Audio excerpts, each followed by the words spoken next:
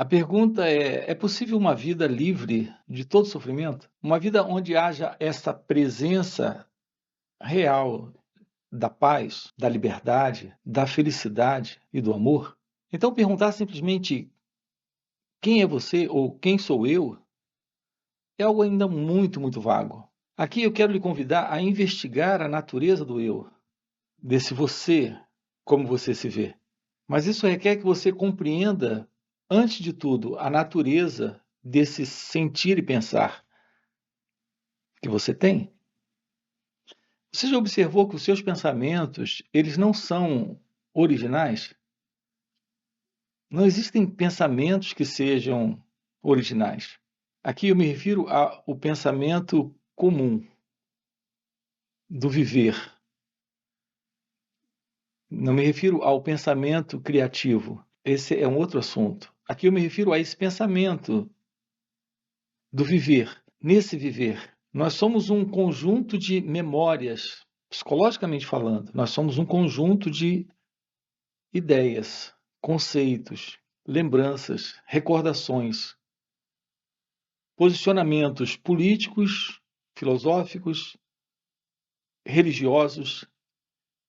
Como um conjunto de crenças, nós temos essa constituição formada, a constituição do eu. Tudo que falamos é a partir de crenças, de ideias, de conceitos, de pensamentos. E não há nada de original nisso. Nós somos o resultado da cultura onde nascemos, da educação que nós recebemos, da propaganda a que fomos expostos. Assim, esses pensamentos em nós são todos o resultado de um condicionamento cultural, social, educacional. Isso dá essa formação, que é a formação do eu. Assim, essa pessoa que você acredita ser é só um conjunto de memórias, de ideias, lembranças, conclusões, avaliações, conceitos, preconceitos, crenças. O seu nome é algo que lhe foi dado e lhe foi ensinado.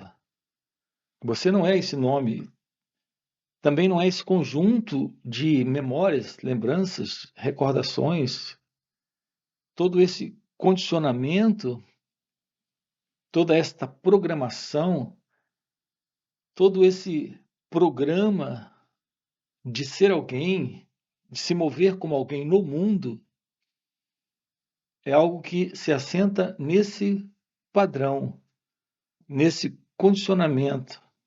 Então, esse sentido do eu presente é isso.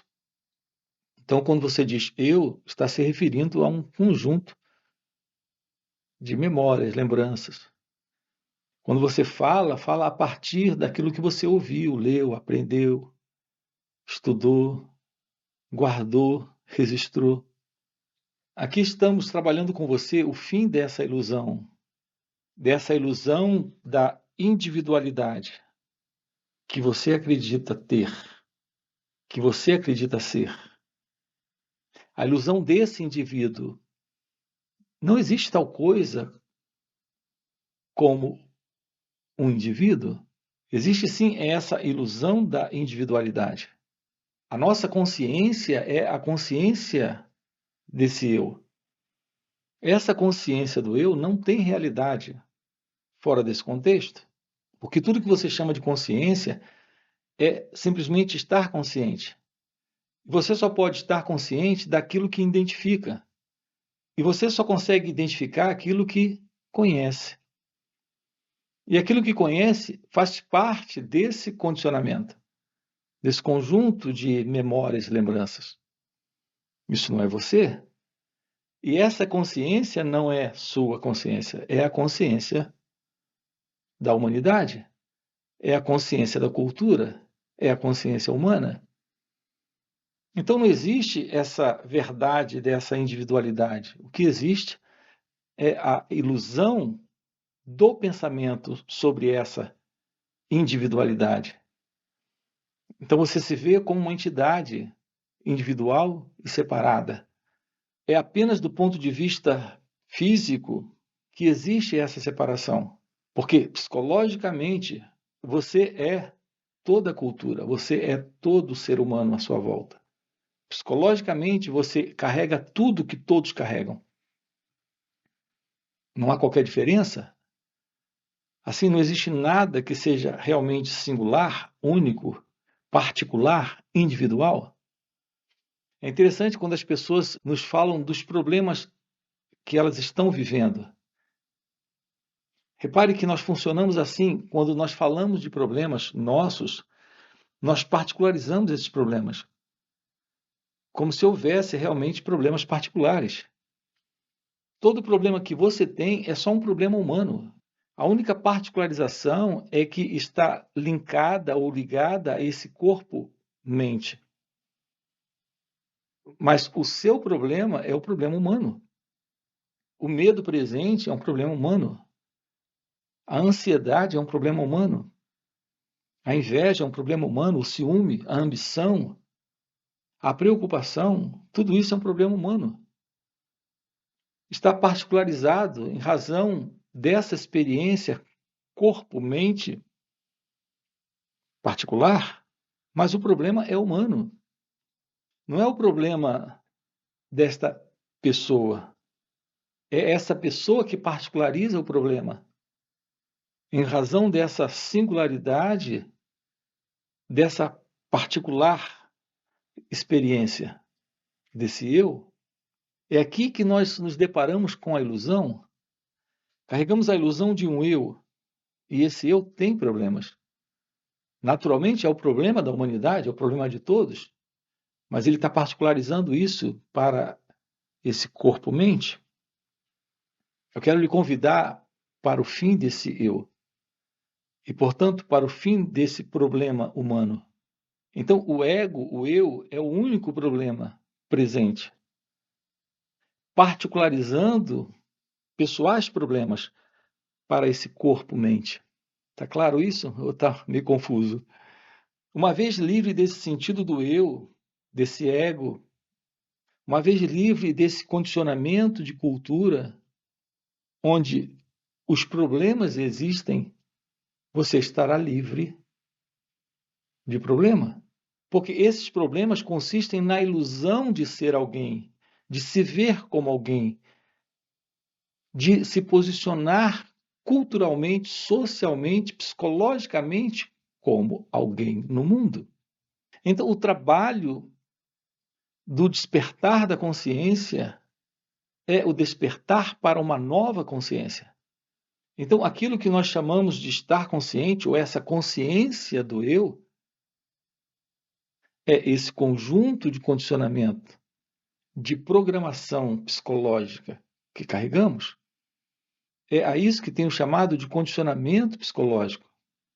Esse condicionamento do eu, nessa consciência do eu. O trabalho real consiste no despertar da verdade sobre o seu ser, que é a real consciência, a nova consciência, a verdadeira consciência. Se isso floresce, o problema termina. E aqui usei a expressão o problema termina e não mais os problemas terminam. Porque esses problemas, no plural, são problemas que existem nesse único problema. Esse único problema que é o eu, que é o sentido de uma identidade separada, vivendo dentro dessa estrutura psicológica de condicionamento cultural, de condicionamento psicológico. Então, o fim desse problema, que é o problema eu, é a realização de Deus, é a iluminação espiritual, é o despertar da consciência, é o despertar espiritual. Então, tem muitos nomes. Eu tenho chamado de estado natural, estado livre dessa ilusão de alguém presente, agora aqui, no viver.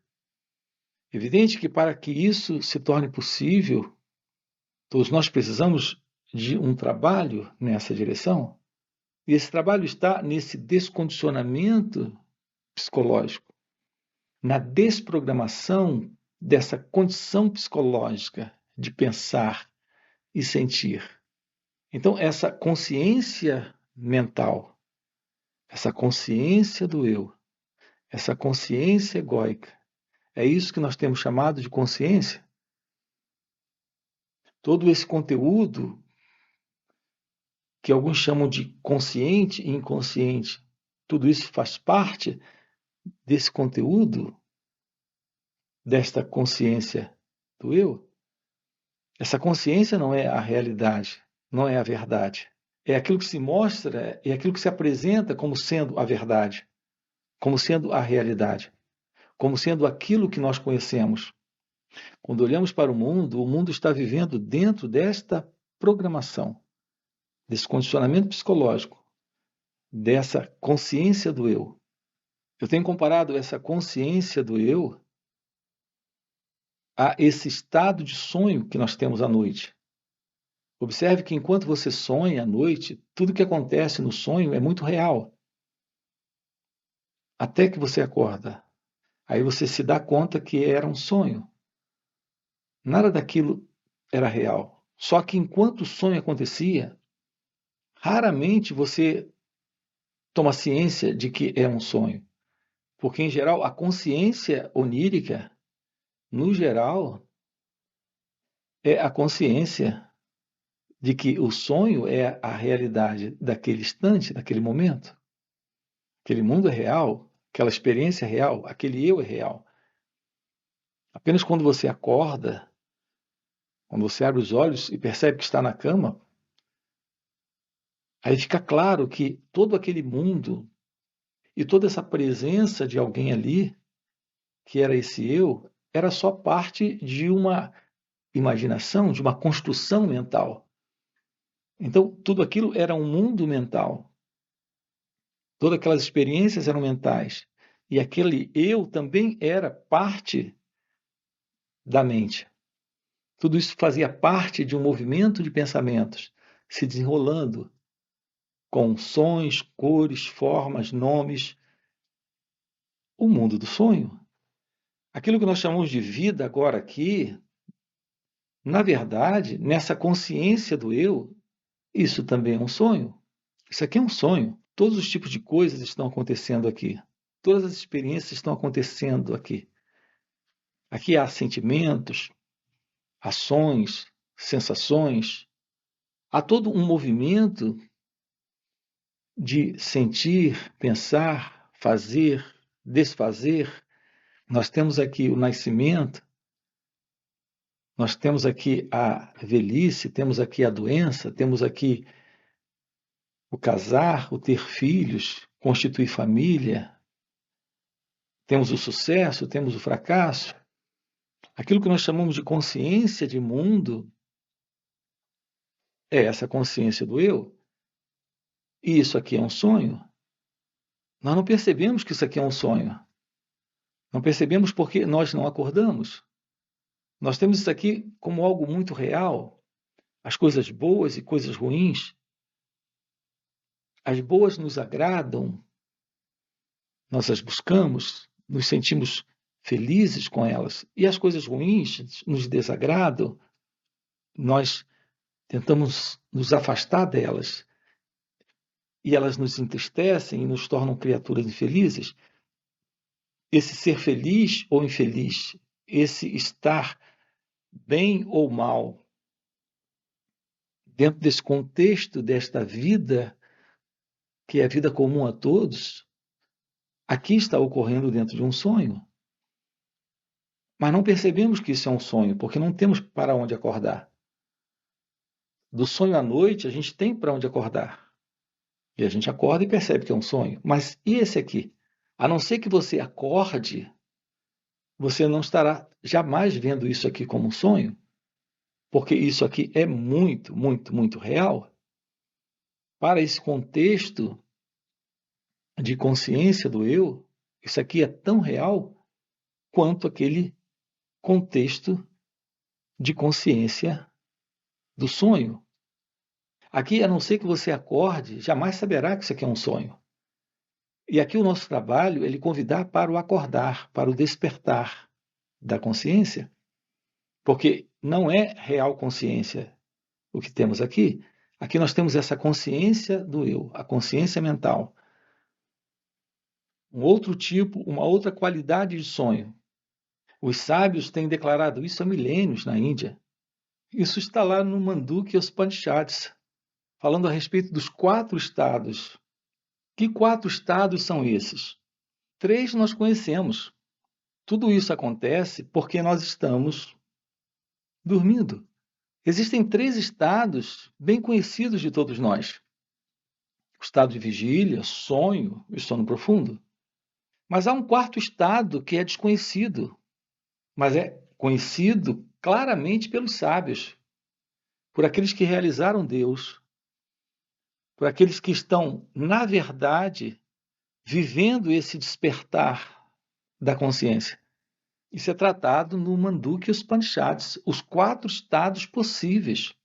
O condicionamento psicológico que nós carregamos, toda essa programação de ser alguém dentro da experiência humana, ocorre em razão desse estado de sono em que nos encontramos. Assim, nesse estado de sonho, não percebemos que estamos dormindo, mas estamos. No estado de vigília, não percebemos que estamos dormindo, mas estamos. E no estado de sono profundo, nem ciência de sonho, nem de estado de vigília, nem de sono. Esses são os 3 estados que conhecemos: vigília, sonho e sono profundo. E nesses 3 estados, a condição da consciência do eu, dessa consciência humana, que eu também chamo de consciência egóica, é a consciência do ego, é o estado de sono. É como eu tenho dito já para você, do estado de sonho você pode acordar para o estado de vigília e perceber que aquilo era um sonho. Mas do estado de vigília, a não ser que você realmente acorde para o estado de Túria, que é o seu natural estado de ser, consciência, felicidade, você jamais saberá que está dormindo. Você pode até ter uma crença sobre isso. E é importante que se diga isso aqui, não adianta ler o Mandukya Upanishads ou ler os Vedas todo, ou ler todas as escrituras, porque isso fica a nível intelectual. Você precisa vivenciar isso. As pessoas apreciam muito leituras e ouvir os livros sagrados, mas nós precisamos viver isso, viver essa realidade, vivenciar de uma forma direta essa realidade daquilo que é o seu ser. Então, o estado de Túria é o 4º estado possível, é o estado daquele que está acordado. Então, não é o estado de vigília, não é o estado de sonho, nem é o estado de sono profundo. É o estado desperto. É o 4º estado, algo possível a cada um de nós. Nessa vida, nessa existência, a presença dessa realidade do seu ser é o fim desta consciência que é a consciência do eu, que é essa consciência condicionada, que é essa consciência, na realidade, de completa insciência da verdade. O que também eu tenho chamado de inconsciência. Então, o que nós chamamos de consciência ou estar consciente é inconsciência, porque é esse estado de sono que nos ocorre no sono profundo, no estado de vigília e no estado de sonho.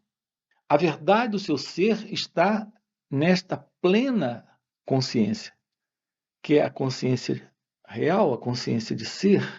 A verdade do seu ser é esse 4º estado, que está além de vigília, sonho e sono profundo. Esse estado é amor, felicidade, liberdade, presença, inteligência. É a verdade divina livre desse tempo psicológico, de toda essa condição onírica do estado de vigília e do estado de sonho. E além dessa condição de sono, como nos ocorre na vigília, no sonho, no sono profundo, é o estado de Túria, seu natural estado de ser. Isso é direto da visão dos sábios que estão vivendo isso. Então, essa fala, assim como as Escrituras, é algo para ser vivido e não teorizado, intelectualizado, simplesmente colocado como mais um conhecimento intelectual, verbal.